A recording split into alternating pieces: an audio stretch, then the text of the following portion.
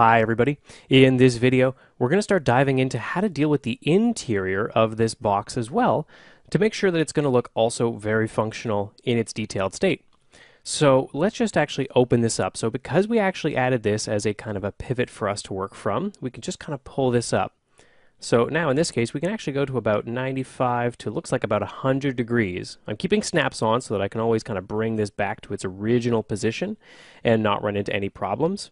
You can also check out the bottom section here just to make sure that you are rotating this in the direction that you need to and that it is working appropriately. So we could set this to a final kind of angle to work with, but some of these numbers change and don't quite work the way that you want. So I do recommend you just keep it at those snapped angles so that you can kind of work with this fluidly and easily. But again, let's just kind of pull this open. I'm going to bring it to 90 degrees in this case so that we've got something manageable. And now we can start looking at what we've got on the inside here. So for example, this section, there's basically nothing interesting going on. This is not actually even functional at this point, so we've got to figure out something to work with here. So let's just take this and let's do a simple inset. So that'll work out decently for us.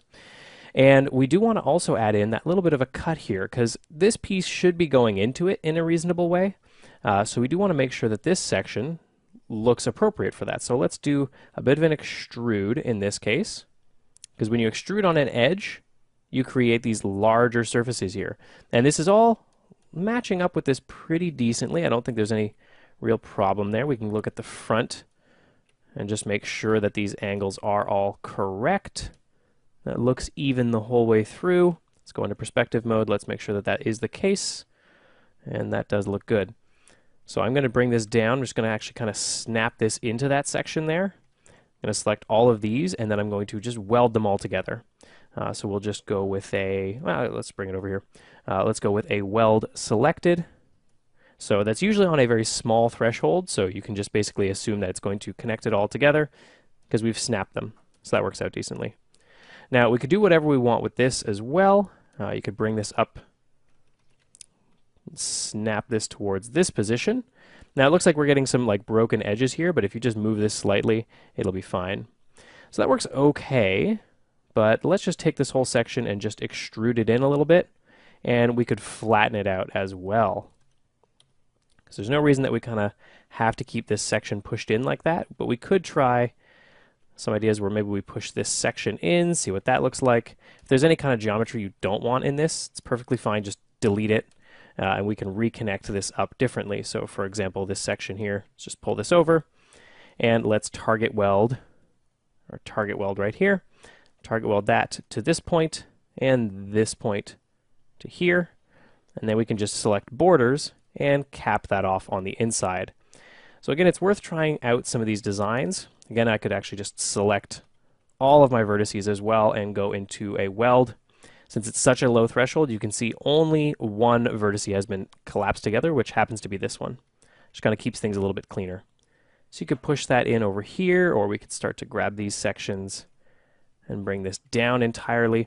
There's really no wrong answer in how you choose to design these kinds of elements. This may be covered in a lot of gold and things like that, so it may not even be noticeable what we see in here. But it's just worth trying to make sure that you figure out what that's supposed to be. Let's just connect that up as well. Come back in here. And so in this case, we could start to just flatten this whole thing out. Let's actually not get that part yet, but kind of snap this towards the base. And that works pretty decently. One thing we might want to do is just add in another set of edges here. Something that might be just a little bit more interesting. Just connect up through here as well. This one I'm going to snap down here, but I don't want to break this shape, so I'm going to use my edge constraints to kind of pull that down here. That works pretty decent. And I'm going to chamfer this shape. Not really too concerned as to what's happening over here. It's perfectly fine. Select this whole edge, flatten that out as well.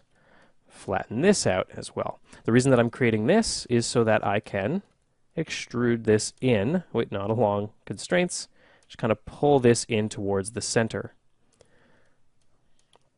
That works out pretty well. I do want to see this clearly, so I'm just going to go down and auto smooth on my smoothing groups down here, because usually that's going to work out pretty decently to see the kind of effect that I want to see.